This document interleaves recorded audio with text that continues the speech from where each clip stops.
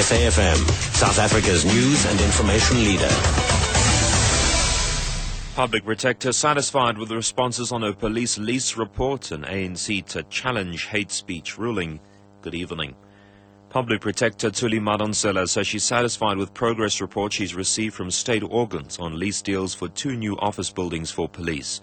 Spokesperson Kgalalelo Masibi says the presidency's advised on action it is taking, while the Department of Public Works has also reported on steps it's taking to implement remedial action.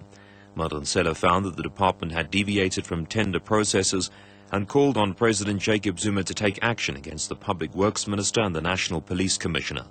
Madonsela had given Zuma until yesterday to respond to her report.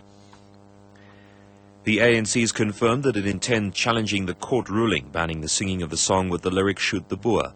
Spokesperson Keith Khoza says they're waiting for lawyers to go through the judgment and advise on the best legal route to take. Yesterday, the Equality Court ruled that ANC Youth League President Julius Malema's singing of the song constituted hate speech. The DA's meanwhile asked for a final constitutional court ruling on what constitutes hate speech. DA spokesperson Danae Smuts says the party thinks Judge Colin Lamont's ruling was wrong because it extended the ban to all persons in all circumstances. However, Smuts said the judgment was a well-aimed rebuke to what she termed an irresponsible rabble-rouser. President Jacob Zuma has told Parliament that South Africa's relations with Botswana are growing from strength to strength. Zuma was being questioned by ACDP leader Kenneth Meshwe on recent comments by Malema on regime change in Botswana. Zuma elaborates. The government of Botswana has not communicated with the South African government about the statements attributed to the said organization. Botswana is a democratic country. It goes to democratic elections. Whatever the government does in that country, it is in line with the will of the Botswana people. Political relations between South Africa and Botswana remains strong. Swane's Deputy Metro Police Chief faces a probe by the Road Traffic Management Corporation after claims he uses false number plates. Corporation spokesperson Ashraf Ismail says he cannot provide any further details at this stage.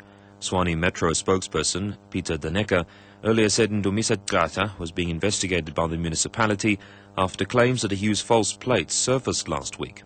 Newspapers have published photographs of a yellow motorcycle and a BMW, both of which have the number plate Balti GP. The car and motorcycle reportedly both belong to Jatra, who's also the acting police chief. The UN says synthetic illegal drugs such as ecstasy have overtaken cocaine and heroin to become the second most widely used substances in the world after dacha.